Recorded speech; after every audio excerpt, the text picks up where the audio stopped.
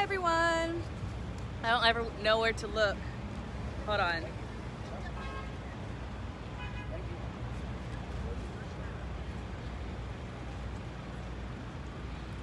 Sorry.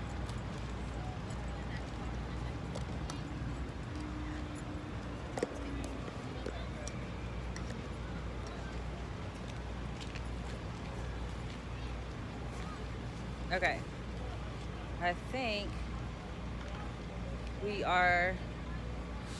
think we're golden. I'm like trying to set up my little thingamajigger to like get this footage for you guys. But we're in Washington, D.C. right now. My native place. Should I turn the camera this way? It should be like this. No, this is good. So yeah. My native place. No, I said my native place, I'm sorry. We're in Washington, D.C. right now, and I'm gonna get footage for you guys and be a tourist, which is something I literally do like every year. I think I try to go at the top of the summer. I try to come, and then I try to come in the winter, because it's different. The tourists that come in the summer are much different than the tourists that come in the cooler months of the year. So yeah. How do they differ? The tourists in the summer usually are younger.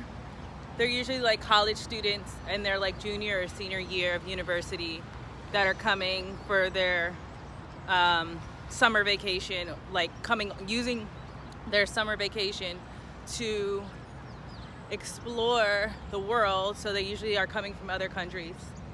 And then the tourists that usually come in the winter are usually families from other countries as well. And they usually come to like explore the museums, because you can get in all of them. Not all of them, but you can get in, So Washington Monument and like a whole bunch of food trucks. Anyway, you can come and go to a lot of the museums for free. A lot of the art museums are free. And so a lot of families will come to take pictures and photos and stuff with DC lit up in the snow and all that. I was trying to get a better picture of the food trucks for you guys, but I will do that later in the video.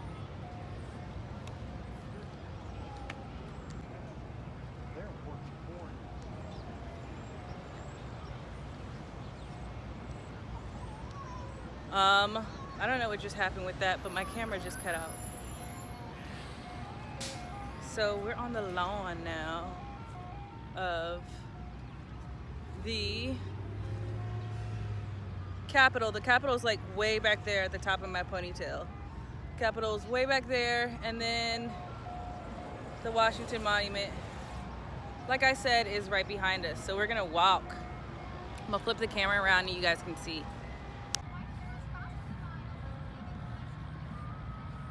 The lawn has like never looked this good. The lawn looks so good.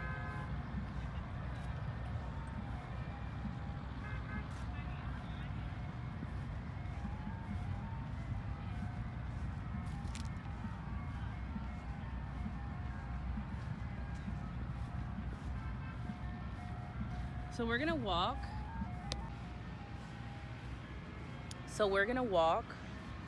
A bit, and I'm gonna talk to you. This is supposed to be a second interview of like my music video, or not my music video, sorry. This second part of my Topped interview for you guys. And sorry. I need to stop apologizing to you. You guys are like, what are you apologizing for? Anyway. So yeah, this is going to be the second piece of the Topped interview that I started for you guys a couple weeks ago. And I just wanted to talk to you about kind of the story that went along with the process and the production of creating that creating that moment or that audio story that you guys heard me produce for the song Topped. So in the beginning of the song, you hear a girl out of breath walking, much like myself, and she's getting in a car. She's like on her way to her friend's house, and she explains to her friend that there's gunshots. So what I wanted to do with that was kind of like give you that, paint that audio picture of like what it would be like to live in a neighborhood where shootings were normal, part of the norm, part of that culture of that neighborhood, right? And so I wanted to shed light on that, and which is actually a little bit of my history. So my biological father, which I don't have a relationship with, he has since passed away.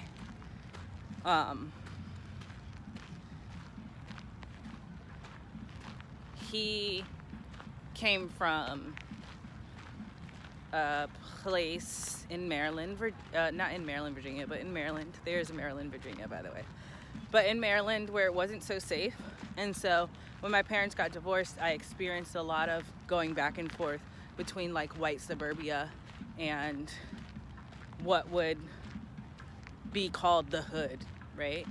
And so I experienced things like that, just going around to different places, having different friends from different walks of life, and learning to adapt and kind of build upon my experiences to create the human being and the wonderful, beautiful lady, the woman that I am today.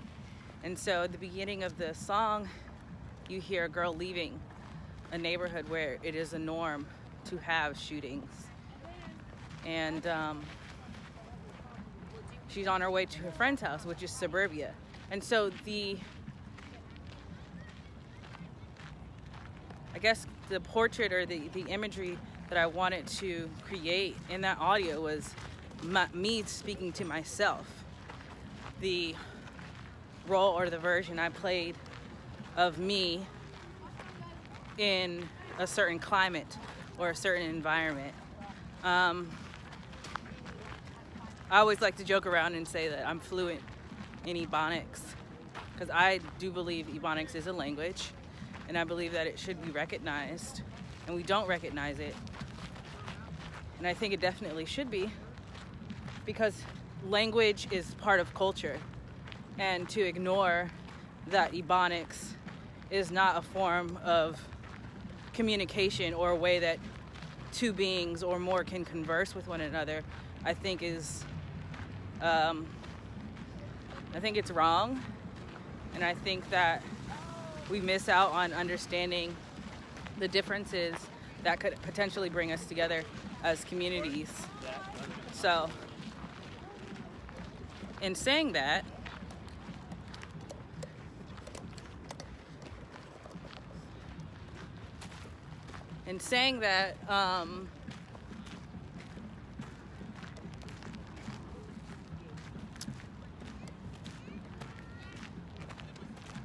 I would generally speak Ebonics in certain neighborhoods or certain climates that I was in.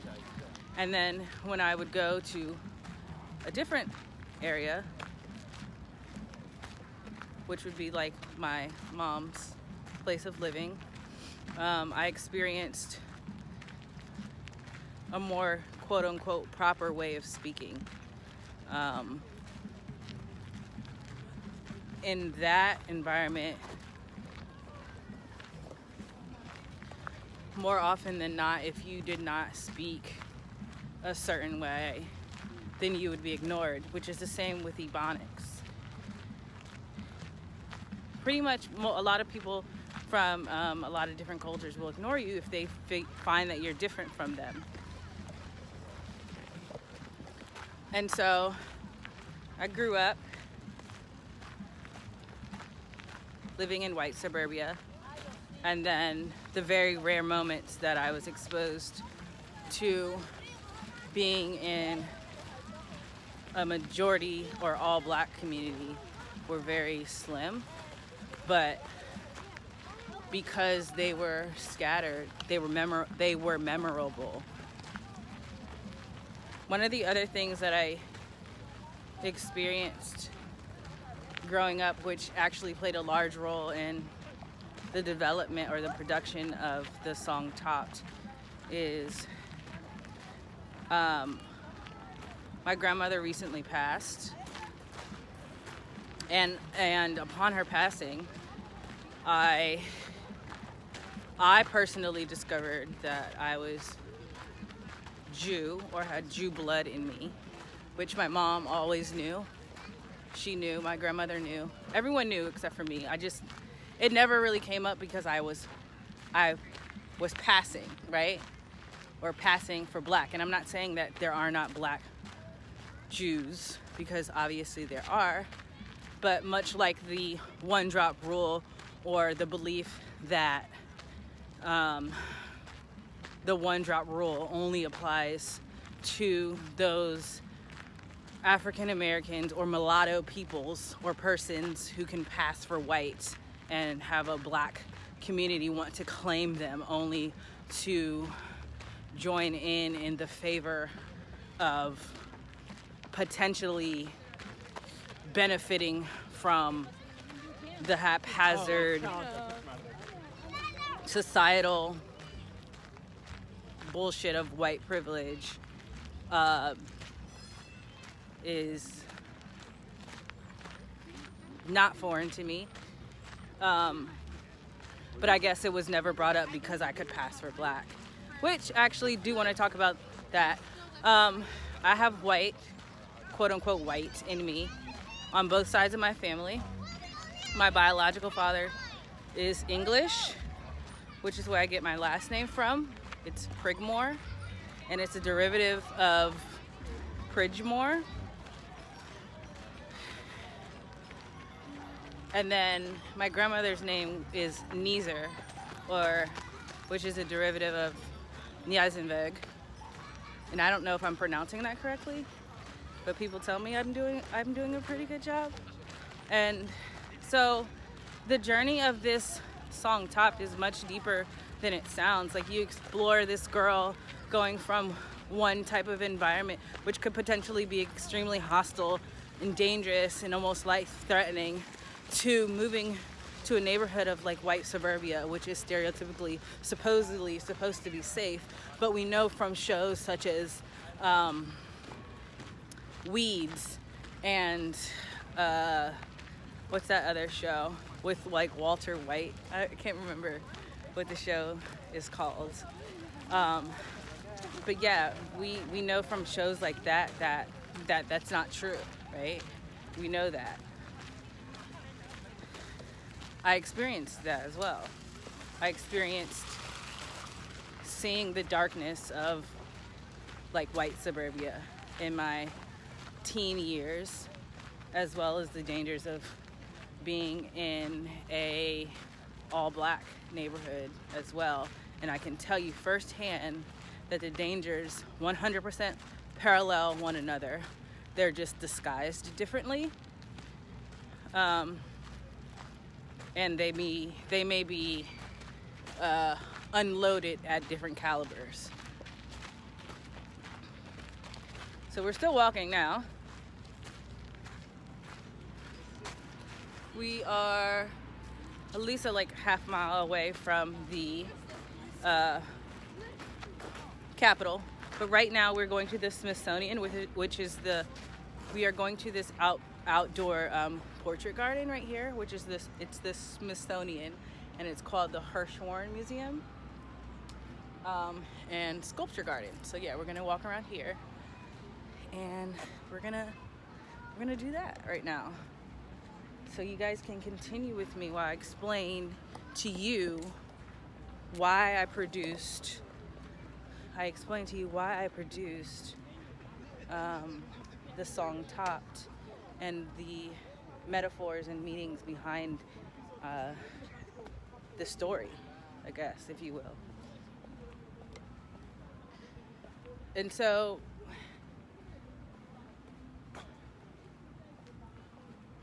yes, now we're here. So this girl gets in her car. She's like, I'm on my way.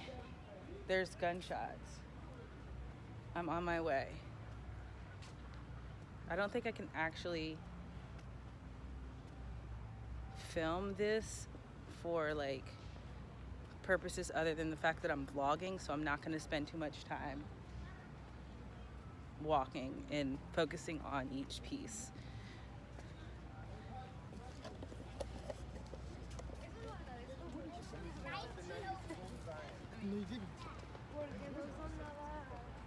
So she gets in her car, she turns the car on, and then the beat drops, right?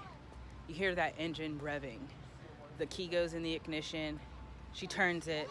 The car starts. The music comes in. The bass load comes in. The melody starts. And you get this instant picture of like the most decked out, fancy, high roller, I don't know, old school purple Cadillac with like rims and like 4-foot lever lift hydraulics and like diamonds, right? That's the feel you get. At least, sorry. That may not be the feel that you get, but that was definitely what I was going for. I wanted you to get that, like, okay, we about to make this move. You know what I mean? Like, I wanted you to get the, all right, it's time to roll out type feel. So, didn't even get to show you guys the pumpkin. I'll go back around there. We're actually gonna make our way towards the Holocaust Museum. Maybe you guys saw the pumpkin. I'm not sure if you saw the pumpkin. Let's go back around to the pumpkin really quickly, and then we'll walk over to the Holocaust Museum. So yeah, instantly you get this explosive feeling of like these hydraulics, right? And like you sitting in a big body car and just like going down a highway and like bouncing, right? And I experienced that. I witnessed that. Like I've been in vehicles like that, right? And you get that feel, you get that, oh, all right, we about to, pick up, whoever, you know what I mean? About to go pick up cuz real quick. All right, let me show you guys this pumpkin really quickly, okay? Hold on. I don't know if I showed you guys this. Did I show you guys this? Anyway, so yeah, you get that, all right, we about to go pick up cuz real quick. We about to go pick up Scooter. Then we about to go run around here real quick, pick up some chicken, some chicken sandwiches, maybe a Philly steak cheese or something like that. And then we'd be on the way. That's the feel I wanted you to get. That's the vibe I wanted, right? That was what I was going for. That's just what I wanted. You know what I mean? Like that's what I wanted you guys to feel when you heard that the first bass, like the bass load, the melody, right, when it came in. And so the girl is essentially metaphorically still on the phone, but not really, but like she is. So you get the feeling that she's still on the phone with her friend, right? But she's also listening to her favorite song. And so you get the duality of the experience. You get the feeling that you could be in a vehicle by yourself and listening to your favorite song and bumping and grinding to whatever song makes you feel like gyrate or whatever like that. I don't know, gyrate may not be the best word. Yeah, you just get that feeling. But then you also have the reality that like she could potentially still be on the phone, and that's explored in the verses throughout the song. So in the first verse it says, let me actually wait till these people go by. Sorry. So yeah, let me give you guys a view of this.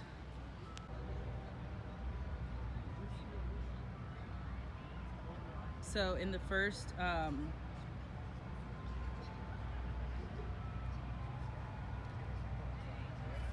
This is the portrait garden. This is what we just walked around, and you're about to see a very close-up statue right here.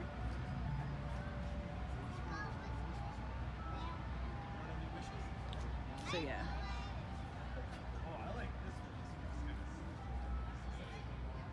Okay, so I'm gonna turn the camera back around for you guys. All right, so yeah, you get the, okay, so what was I saying? Okay, yes, in the first verse, the verse opens, how well can you code? First thing I ask when I come to the cove, like a different environment, or like a borough, like New York has boroughs, right? Or like neighborhood, right? So the girl is in the car and she's talking about what transition she has to make mentally to go from this neighborhood of like danger, of stereotypical danger, to like white suburbia where everything's supposed to be pristine and safe. And so the question in mine is, how well can you code? And coding is a cultural thing, like wearing red or wearing blue, right? Represent certain groups or certain gangs in society. And people hate when I say this, but the biggest gangs in society are the Republicans and the Democrats in America. But a lot of people don't want to admit that. We won't get into that. I'm in Washington, D.C., so trust me, I know what I'm talking about. But I think this building right here, I think this is the back of the Holocaust, but I'm not quite sure. I'm not exactly sure.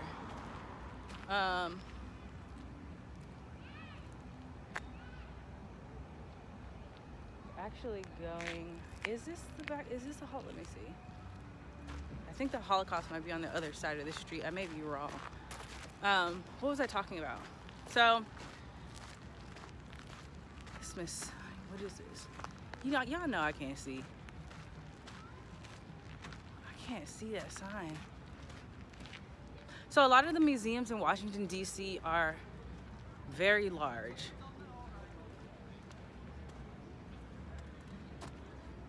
That's the Smithsonian. Okay, so the building behind us is the Art and Industries. Wait.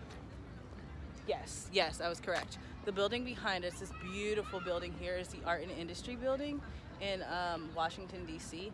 And it parallels some of the Smithsonian museums. And we may go in some of the museums, we may not. But I just wanted to show you guys this. The museums here in Washington, D.C. are vast. This one stretches well over a New York minute. If you guys know what a New York minute is, I was just explaining this to my mom. My mom's from New York. She's from Queens, by the way. I actually do still have family in Brooklyn and in Queens. And my aunt still lives in Marcy. So that's kind of cool. But we were actually just recently up there. What was I saying? Gangs, culture, verbiage. Yes, okay. So yeah, the first verse opens up and it's like, how well can you code? First thing I ask when I come to the code, bro. They say I'm too bold. You see, I just want what I want and I cannot be sold. So it's this expression of this girl that's moving from one, I don't know, neighborhood to another that are completely polar opposites of the other. And let's just parallel it with being a Democrat and Republican, because people get on me a lot about not being political enough, and then they get mad when I flash my nipple on Instagram. I can post other people's nipples on Instagram, but I can't post mine.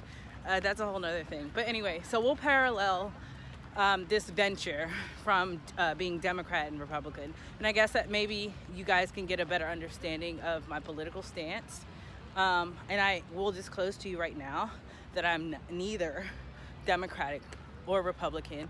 I more closely represent the independent party, but if you dove more into politics and history, you'll learn that there are more than 13 primary parties. And if you ever get into politics personally and you ever want to run, you'll find that you can actually create your own political party. But we won't go into that. So you hear this girl talking through the first verse, and she's like, how well can you code? First thing I ask when I come to the cove, bro. They say I'm too bold. You see, I just want what I want and I cannot be sold. I don't have a thing. You come in the club dripping diamonds and rings, but it ain't a thing. You ain't been the same. You standing on high spitting facts, but you do not know me. And so that's just a personal experience of like having parents that were divorced, having a mom that identified with a profession that was considered to be upper middle class, and a father that did not, and just experiencing the ebb and flow of moving from one place to another throughout my life. And so also I spent a lot of time in the Pasadena area of California, San Bernardino, Ontario. My father had a house in Victorville, California, but he also had one in Clinton, Maryland. And so we would spend our summers in California hanging out like at Venice Beach. And so we got that culture as well. And so like most of his wealth was in the state of California, and he just kind of had a house here, which wasn't in the best area. And so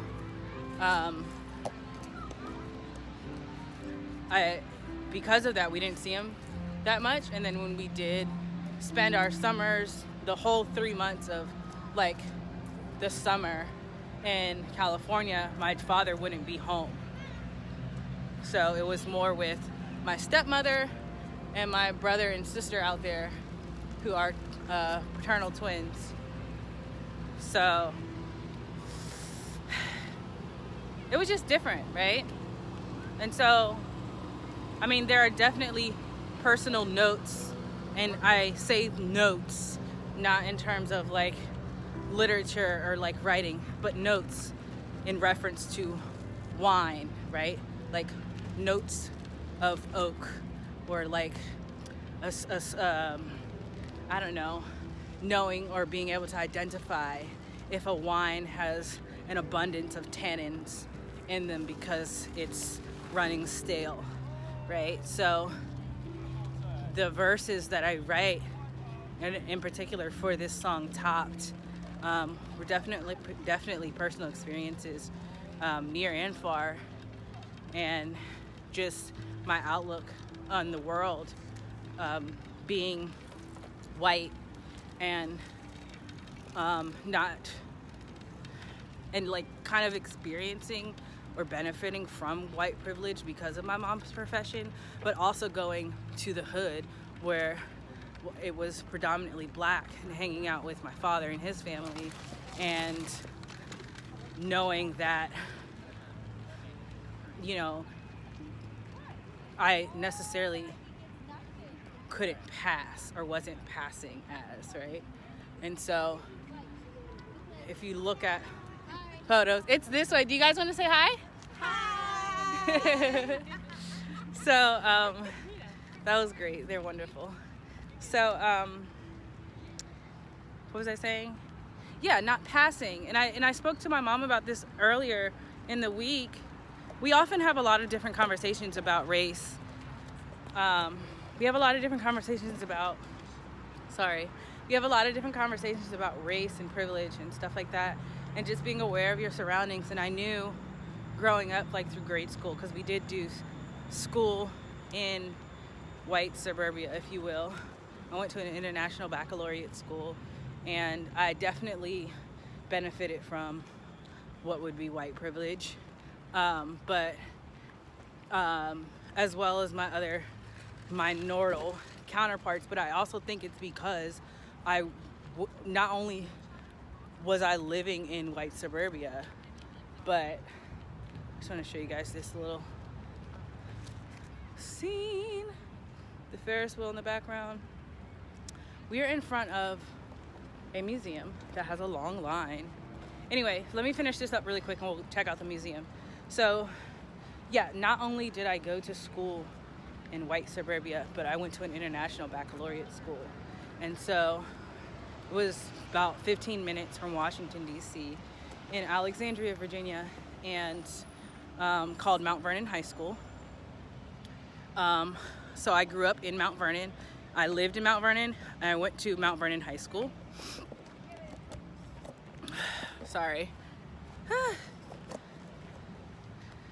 And so the International Baccalaureate program is like a magnet school or like an AP school that offers advanced placement or it's a magnet school. It's like it's like the private school of public schools without the uniform or like the union and all that other stuff or the money. But so most of the kids that I went to school with were children of senators, or they were children of, I don't know, people that worked at the White House or people that worked for Congress. A lot of my classmates were children of like the mayor in our town. And so, or they were doctors, children of doctors and lawyers. And I guess like to parallel this to like that of the West Coast, I guess Mount Vernon would be like the Baldwin Hills of California. But I'm not exactly sure because we didn't go to school in Cali. So I wouldn't know firsthand. But I've been told to parallel what I'm talking about here on the East Coast with Baldwin Hills in California. So we'll leave it there. If I'm wrong, then I don't know. Leave the correction in the comments, I guess. But so we are standing outside of, I should definitely find out the museums before I start my little spew. I don't know what museum this is. It's a Smithsonian, but if you guys don't know this, the Smithsonian is like a brand of museums. And so they're all essentially called the Smithsonian, but there are different sublets, kind of like the different neighborhoods that I'm talking to you guys about right now. I don't know what this museum's called. They took the plaque off. Then I'll prove that they took the plaque off because y'all probably think I'm lying. Oh, there is. I'll show you why they took the plaque off. The plaque was there, so don't get on me for not knowing. But they took the plaque off because they got a new sign. And this is the Museum of Natural History. So yeah, let's have a closer look. Let's have a closer look. Okay. It's really cool. Okay, so what was I saying? So yeah, we went to, are you taking a picture? Oh, sorry. So we went to, I went to an international baccalaureate school, which was a magnet school. Our school represented, I think, over 150 different cultures, like globally. And so, like, none of my friends were all black. Like, I didn't hang out, like, my school wasn't cliquey. We didn't have enough of one race or enough of one culture to be cliquey, like, because our school was an international school. And so I grew up with the mindset of like not looking at color, and it wasn't because, which a lot of people like to assume, it wasn't because I was privileged. And I don't get me wrong, we didn't have a lot of money growing up. My mom was in deep debt to provide for my sister and I, to make sure that we had a great education, so that we could provide for ourselves and be better than her. We were taught, you're not on film, it's this way, I promise. We were taught that it's not facing you. Everyone's like so like nervous that the film is facing them, but it's not. Okay, so we were taught that this is one of the preachings that we learned at an international school that a regular public school may not have taught. And one of those things was that if you're not better than your predecessors, I think that's the right word, if you're not better than your parents as a child, if you don't grow to be better than your parents, then your parents have failed you. That's what we learned. Like, we were taught that.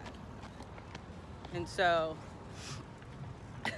I don't know if my mom like deliberately put herself in debt to make it easier for my sister and I to be better than her, which is a complete joke.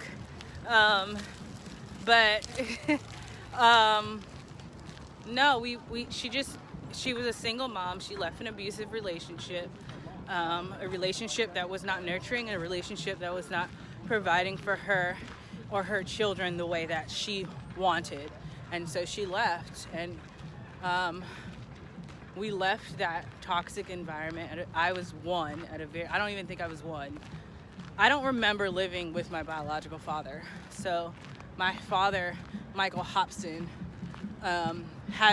was my dad. Like, I remember him, you know?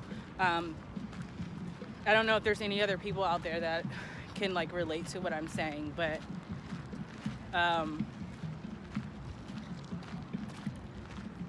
I remember that was my dad. I don't remember not knowing Michael.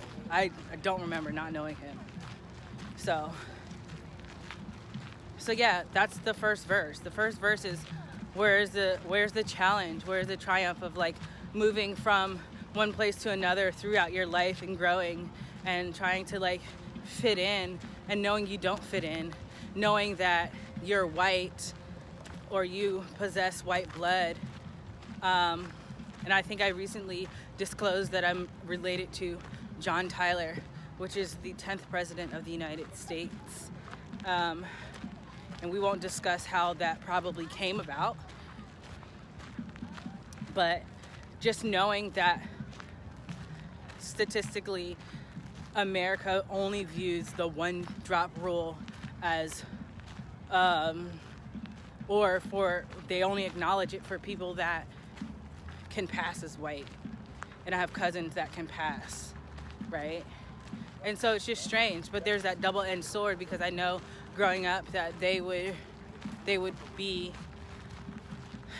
constantly reminded that they look white, knowing they're black. And so it's just, I don't know.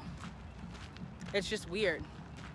There's a lot of people that are probably in your direct communities that are a different race. It doesn't have to be white. I know plenty of Latinos that look Filipino, right? I know a lot of black people that look Puerto Rican. And so it has to hurt deep down. But then you grow up and you become an adult and you're like, this is what it is, and you take it in and you keep it moving. And so that's the first verse. The first verse is, this is my challenge. This is who I am, and what am I gonna do? The second verse is approaching this bully, approaching the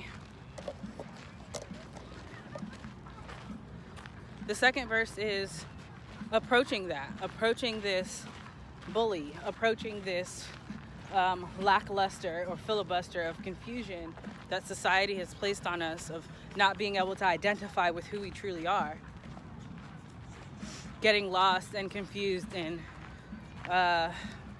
deciding you're one thing because you look this way, but you're actually not. And so the second verse I've experienced was a condensed argument I had with multiple friends of mine, and we're still friends to this day. And just having that confusion, not knowing where to go, not knowing who to turn to, because you guys were one another's backbones, but now you find yourself standing at each other's teeth. And so what do you do, right? That's that survival mode, or that's that fight or flight that starts to kick in. So the second verse is, it sounds so weird because I'm just talking about it, but I'll talk about the end of the second verse. So it goes, nothing ain't shit that has changed.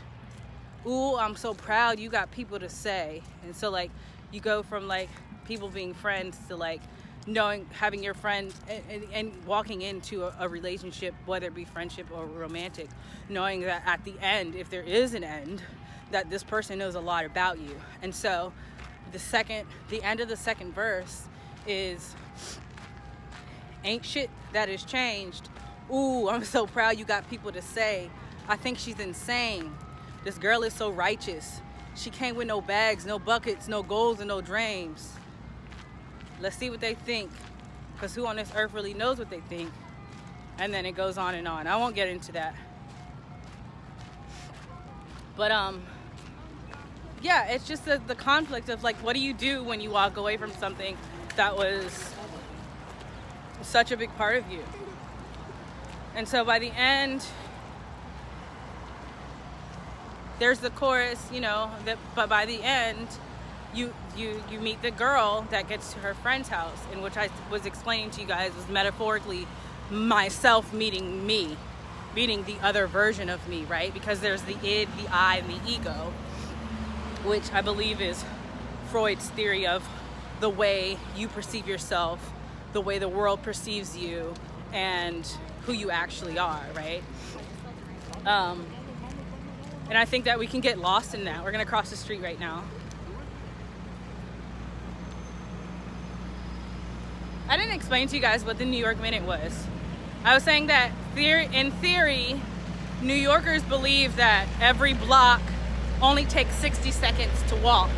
And I can agree with that. I've spent a lot of time in New York, a lot. I used to go up there at least once a month since 2014 for like 4 straight years. And I've walked a lot. The greatest distance I've ever walked in New York City was I walked from Penn Station, 8th, I think, what is that, 8th Avenue or 8th Street, whatever it's called, from Penn Station all the way to 5th, or Park and 3rd Avenue, which is like just before the middle of Central Park. And I can say that I think a New York minute is 60 seconds to walk a block, because I think it took me like 56 minutes to walk from Penn Station to Park Ave. Not 3rd, 90, it was like 87 or something like that. Where all the bakeries and stuff are, past the shopping, past the studios, all that other good junk. So let me correct myself. I walked from Penn Station to, I think it was 97th and Park, I think. I'm not exactly sure because I'm not there obviously right now. I'm in DC, so I can't remember. But I definitely know it was a good, yeah. Anyway, so the girl arrives to her friend's house, which is in a complete culturally different setting than the one she came from, right? So we think, that's what we assume, that's what it looks like on the outside. But I can tell you from experience, and people that have experienced the life that I'm speaking about know that suburbia is no safer than the hood. That the dangers are equal, they're just different. And that's a promise. I've seen some, from my experience, I mean, I had friends that went to public school, I had friends that went to magnet schools, private schools, and were homeschooled, and I can tell you that all of my friends that went to private school were like, I've had more friends die that went to private school because of whatever, I won't get into that, than any other friends, like through the history of me being in education. And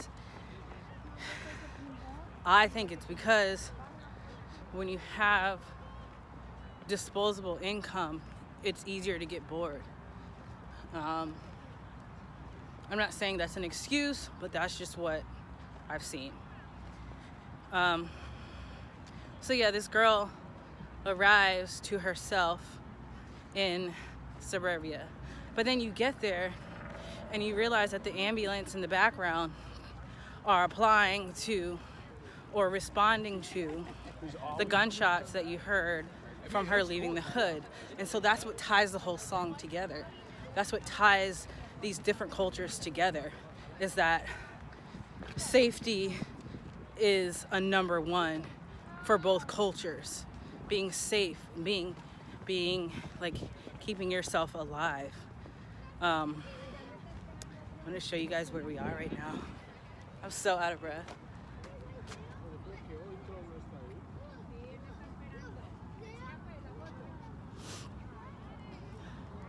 My nose is running. Isn't that cool?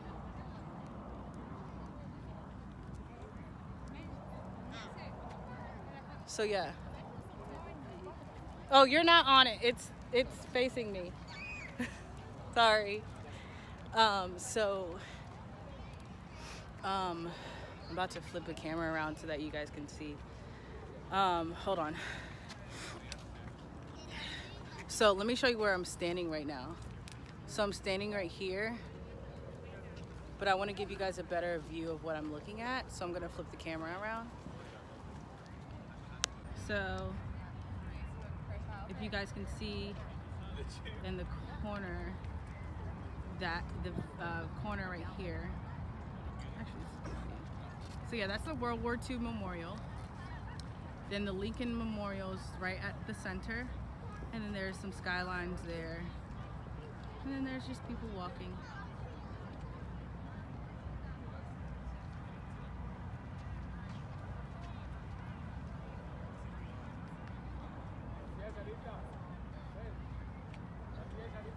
So I think we are gonna go down to the reflection pool actually. Let's take you guys down that way. We're gonna walk through the grass to kind of give you guys a feel of being here. If you guys want to look right here, right behind this group of people, this is the African American Museum that they just designed. Now, my mom is an architect. She's one of the top 5 African American architects in Washington, D.C., both male and female. She did not actually work on this building, but a lot of her very close peers actually worked on it. So it was really cool to kind of get an insight of what was going on during the process.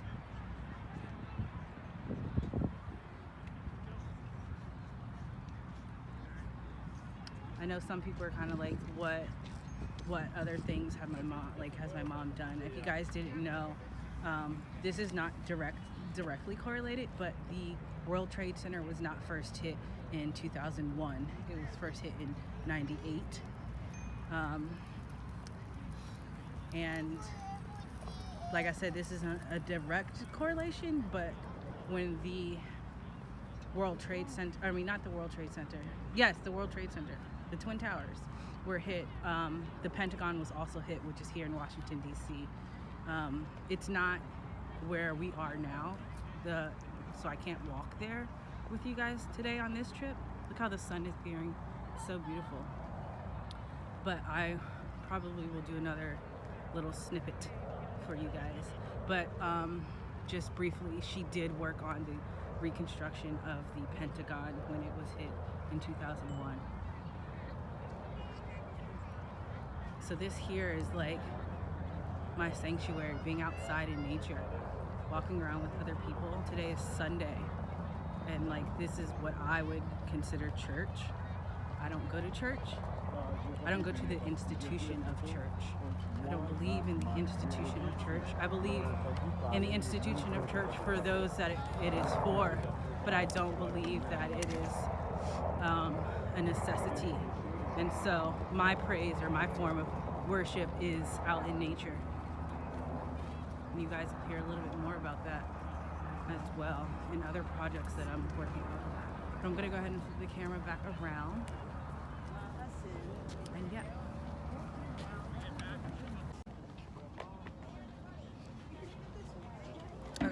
So, my hair looks red today. Sometimes it looks blonde. It's weird.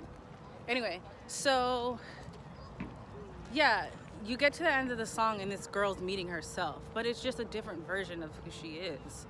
She's still her. And so what you hear is like the outro of the song is a girl pulling up to her house, her friend's house, which she's a friend to herself, metaphorically, and parking the car and getting out, and you hear the car alarm click, and you hear her pedaling through the grass and the gravel, walking up to her friend's house, and all you hear, which is why we can assume she could either still be on the phone, or there's the split conscious of you listening to your music and tuning your friend out the entire time, right? And so if she is on her phone through the duration, if she is on the phone through the duration of this song, then she's tuned her friend out. And you see why, because the bass is so boisterous, right? The verve and like the rhythm and tone and all that jazz, right? The cadence, all that is so robust and vibrant in color that if she is in fact on the phone with her friend the entire car ride, that this song is put her in a trance state of being, and that is greater heightened by her lack of being able to identify that her friend is spending the duration of this car ride of her friend traveling from a potentially dangerous, life-threatening situation to coming to suburbia, white suburbia. And I've had those experiences before. So you hear that and you gather that reality of the paralleling world, and just seeing that that perception is definitely reality, because you hear this girl rambling on and on about the fact that she's on her period and she doesn't know whether or not she wants to put her tampon in.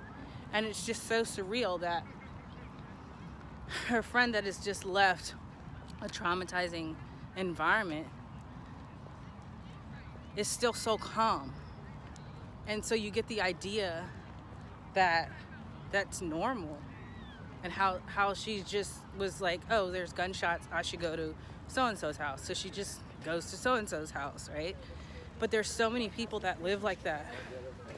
There's so many people that experience that. I was that girl in school in white suburbia that had friends that would call me and say, hey, my mom is being beat right now. Can I come over to your house? Or like, there's no food in our refrigerator. Did your mom cook? Can we come over?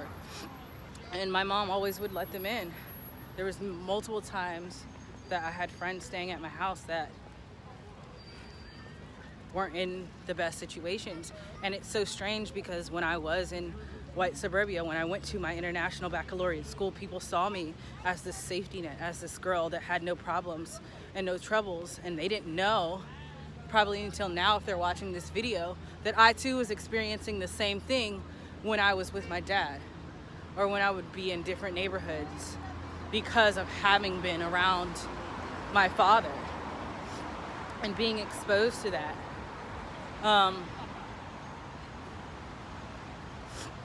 And so it can be quite confusing to some people. It comes off as misleading, or like you're fake, or you don't know yourself, or like people assuming that I'm lost. But in fact, I'm not lost at all. I'm probably one of the most found people that I know. And knowledge of self is so, like,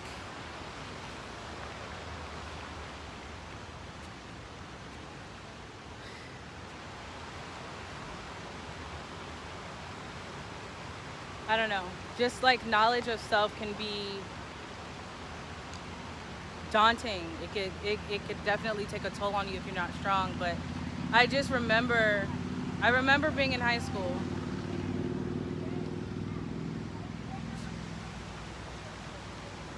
I remember being in high school and having my friends that weren't in the greatest situations feeling like I was perfect. And I even still experience that to this day. And I'm telling you, I promise you, I've gone through some things.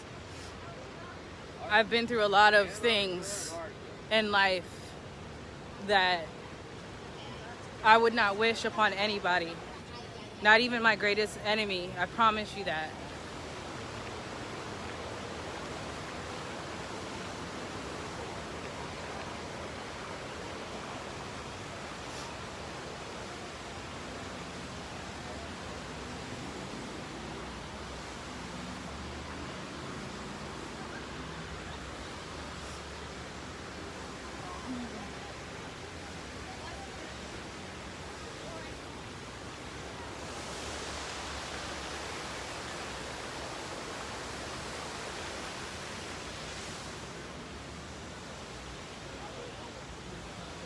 So the chorus.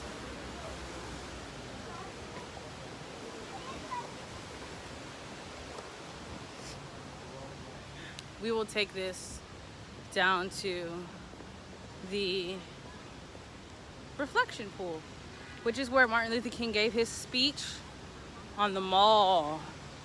So the mall, for those of you who don't know, the mall in Washington, D.C. is not a shopping mall.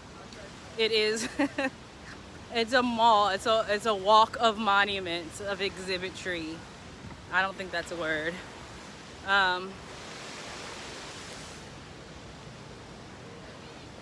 Yeah, so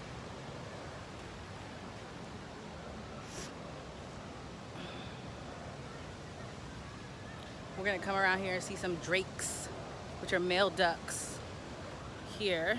Hold on.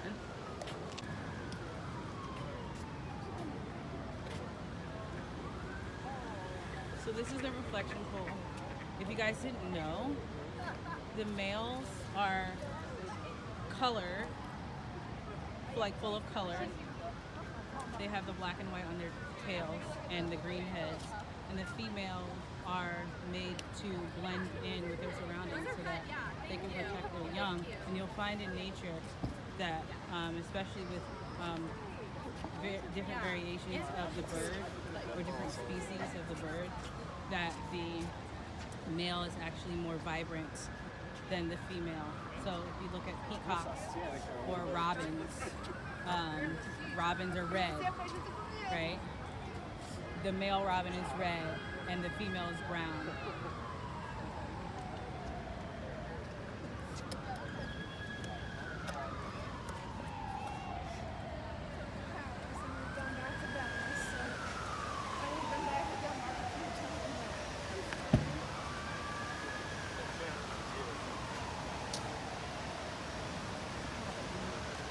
A great view of the Washington Monument. I'm actually going to try to sit for you guys. Hold on one sec.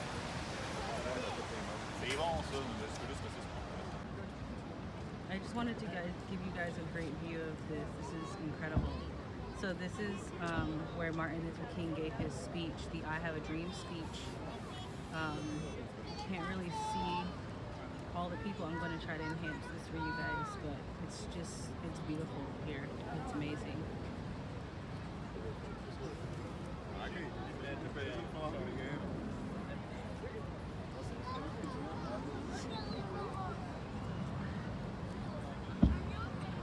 to give you guys a view of this for a little bit. We're not going to walk down there. I have been known to do that in some previous video, but we're not going to do that today.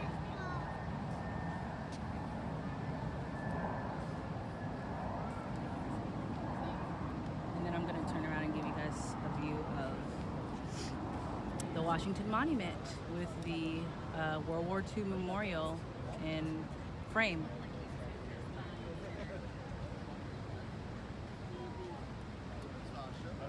No, you're fine. I was gonna pet it. Oh, okay. Hi, kiddo. Smells my dog. Oh, okay. I don't have any treats for you.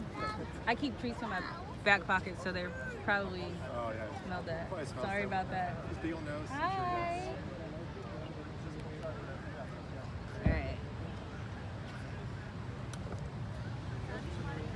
Yeah, what's up? Take a picture of my dog and I with the world in the background. Yeah, of course. Yeah, thank Give you. me 1 sec. I'm actually filming right now, so. Oh, okay. I'm let me sorry. just. No. You're fine. I'm done. I have to turn it off.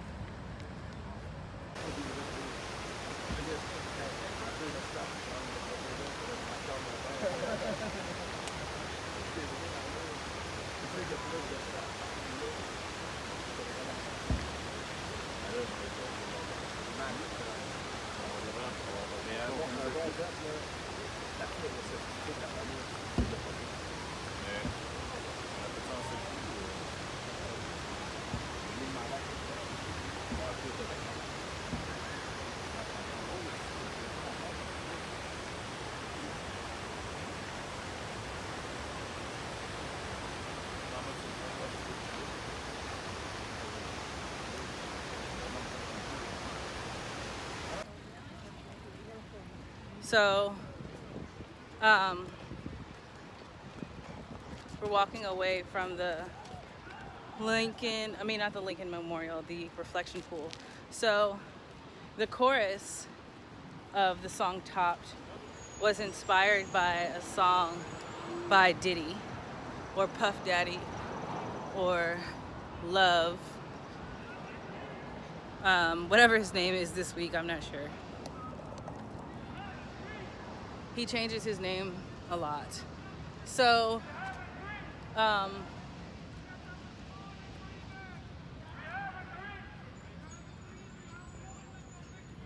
yeah, the chorus is, we ain't going nowhere, we can't be topped. And the we is me, the id, the I, the ego, the super ego, right?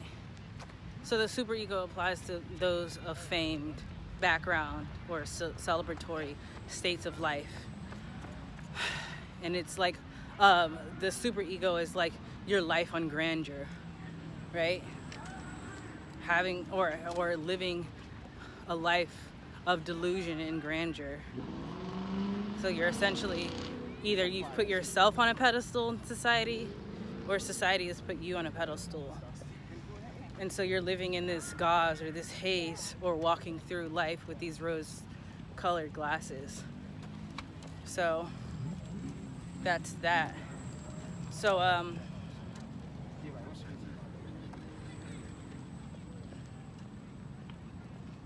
yeah.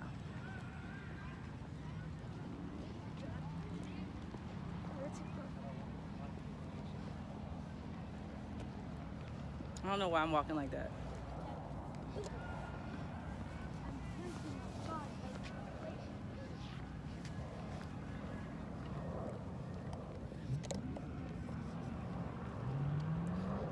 It's just like the thought that, like, no matter what happens, you've gone this far, you can't be defeated.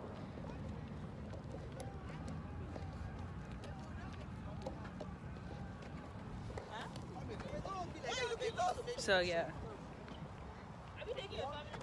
I don't know.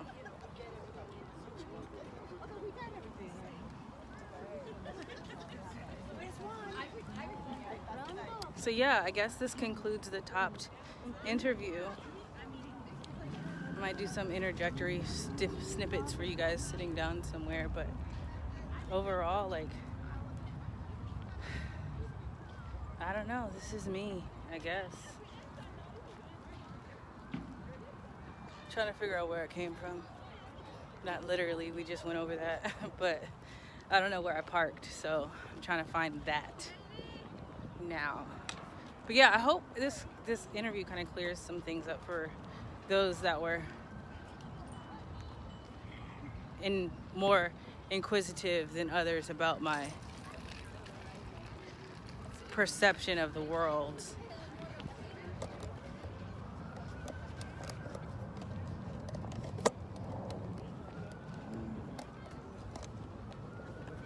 So yeah, I guess the underlying like metaphor in the song is like a cultural one. It's more of like, where did you come from, and how have you been able to adapt? Ooh, the White House. People want to see the White House. Amber, you have to go to the White House. That was really good lighting over here. I look good. Let me take some pictures.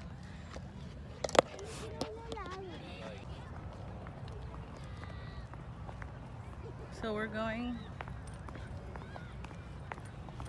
now. We are going to go walk over to the White House, and yeah, we're gonna go walk over to the White House. All right. So,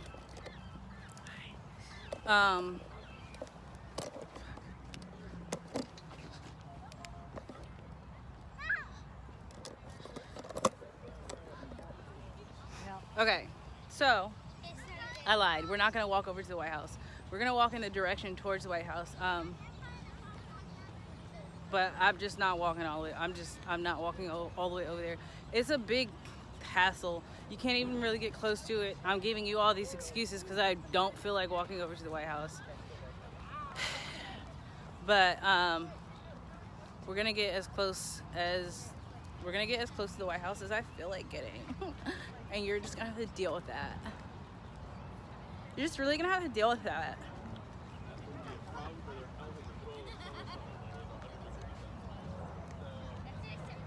Teenage millionaire, you're just really gonna have to deal with that. Let me stop. Okay. TJ Miller is so funny. He's a comedian, but he's like really funny. Anyway, he was in Napoleon Dynamite, if you guys know what that movie is. He's been in a slew of other things too. He played Jennifer Aniston's brother in Christmas Holiday or some, I don't know what it's called. I'm really bad at names, but he's really funny. All right, so we're by the White House. I'm gonna turn the camera around because I just want to show you guys like the Washington Monument. I'm doing a really bad like cinematic job. I'm sorry.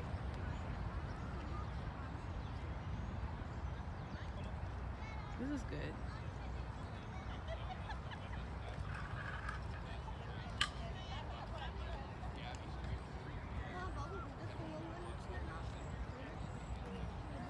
That's a nice photo.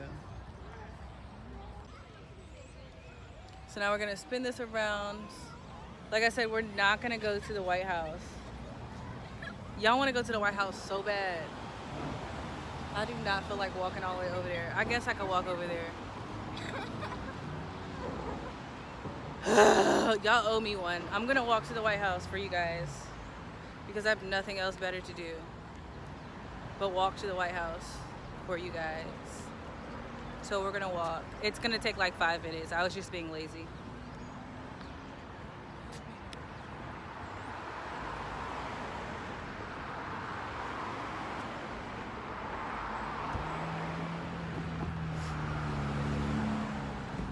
So yeah, this is happening right now. This is happening right now. Like right now. Everyone thinks I'm filming them and I'm not. You should see their faces on the people behind this camera. It's funny. Probably not to them, but it is to me. Okay, so this is me walking across the street. This is 17th Street. That's what the sign says, but who really knows? All right, so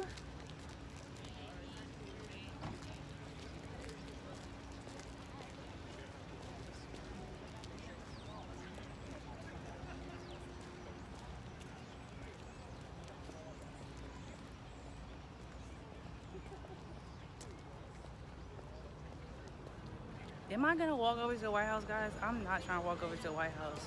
I feel like I should come back when they put up the Christmas tree, which is in like a few weeks.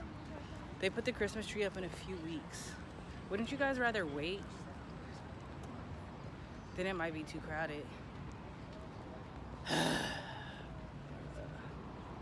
So the tricky part about trying to go to the White House is that there is a lot of barrier. There's a lot of barriers and fencing. We're not walking to the White House, guys. Look at this lighting. Y'all see this glow up? I look so good right now. Look at my pristine smile. Oh my gosh, I'm so beautiful. Do you see how beautiful I just blessed? You see me blessing your screen right now? Do you see me blessing your screen with this melanin? Look at this melanin blessing your screen right now. Zoom in. Zoom in closer. Y'all, I know I'm blessing your screen right now. I'm blessing your screen right now. Like, don't. Look at this beautiful chocolate. That's a nice piece of chocolate. I look good. Okay, anyway, you see this little gold nugget just drizzling down my neck? It ain't a lot, but it is real gold. It's a little gold nugget. No, it's dainty. It's actually a family heirloom. Is that how you say it? I think I've had it in my family for I think it's 4 generations. And if you know what that means, like, yeah. So yeah, it is a gold nugget around my neck. But yeah, we're not gonna walk over to the White House. There's a lot of like barrier and blockage going on, but I am gonna turn the camera around so that you guys can see. So this is the White House. Look at the grass. People like destroy this grass because like so many different things go. All right, can you guys see?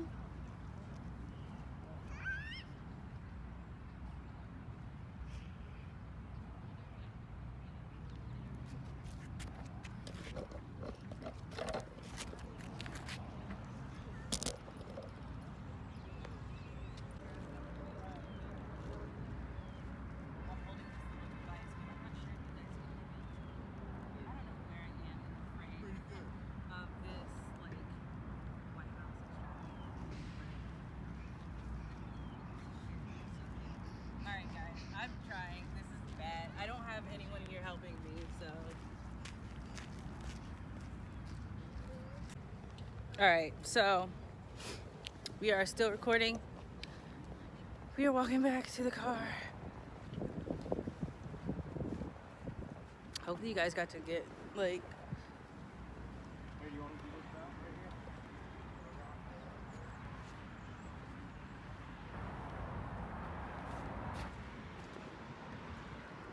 Some sounds, my ears.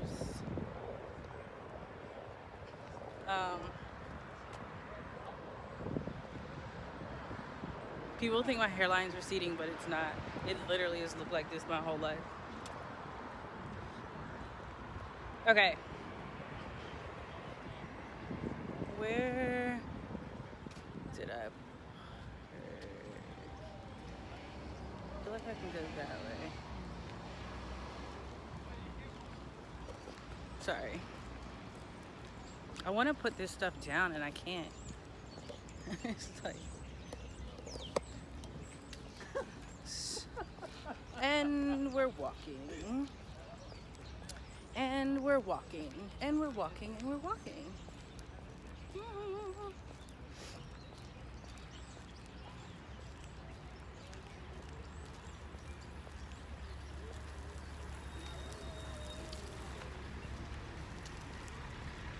The sun, these angles.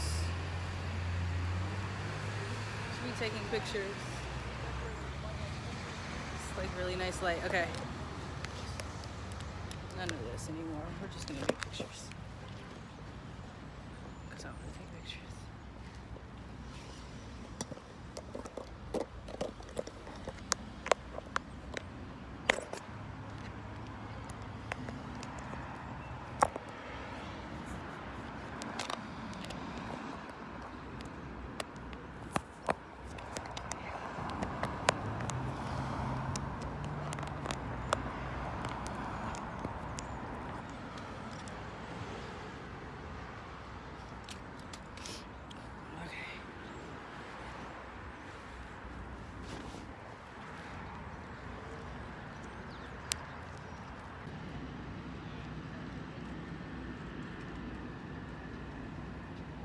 This is the African American Museum they just finished building.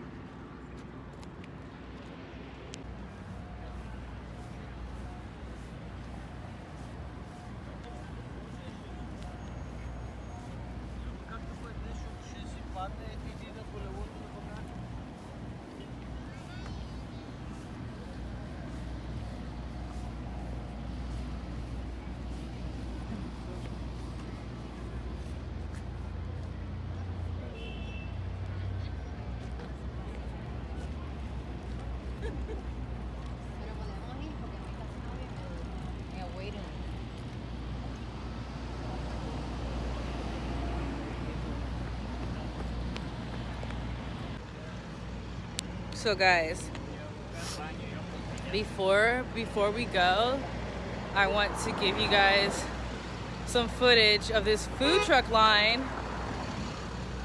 It's ridiculously crazy.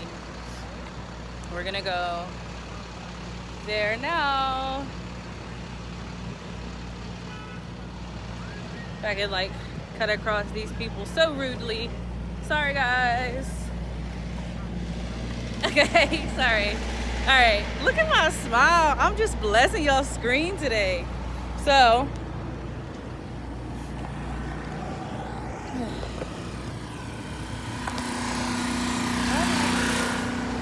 why did I decide to go this way? That was weird.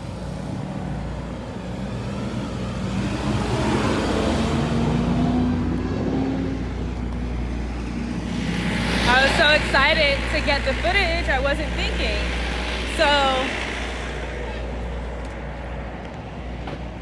we're gonna do a mini walk of the length of this. So we're gonna do a mini walk of the length.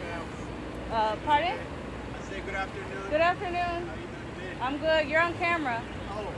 Okay? Say cheese. All right. So I just want to show you guys how long this walk is. This food walk is. I love food.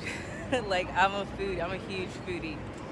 I'm not gonna get anything today, but I don't know. It's so bad too.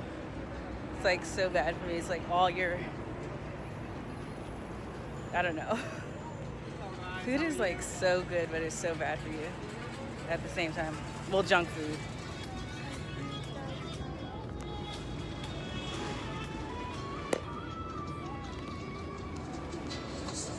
Sorry. I'm gonna walk the length of this and then we're gonna wrap it up. This concludes the Tops interview.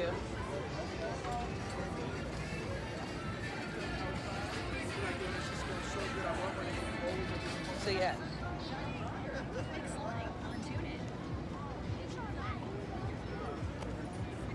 Hold on. Sorry guys.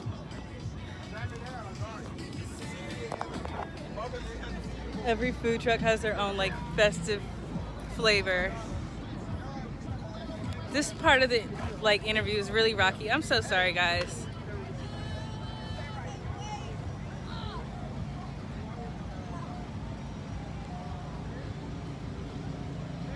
But yeah, this is it. So it literally stretches for another block. Look at that. Look at that. Look how long that is. Is that crazy?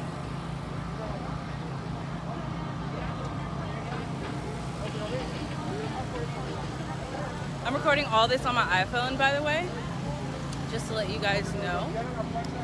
And girls gotta do what a girl's gotta do. So yeah.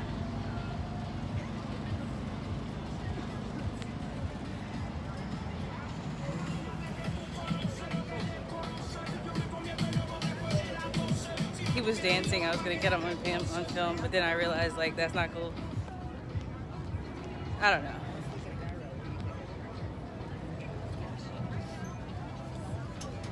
All right. Anyway, guys, I will see you guys again some other time. The camera's all shaky now.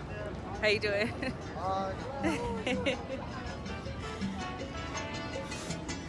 All the guys in the food truck are like trying to talk to me. It's very flattering, and I would be lying if I said 80% of them are very attractive, but that's neither here nor there. It's one of the reasons why I'm not getting anything too, because God will throw you curveballs and you got to either swing away or take that strike, and I ain't trying to get no strikes, so I'm gonna walk away and get in this vehicle and take my ass home. How you guys doing? All right. All right, I'll see you guys later. Bye. Thank you for joining me.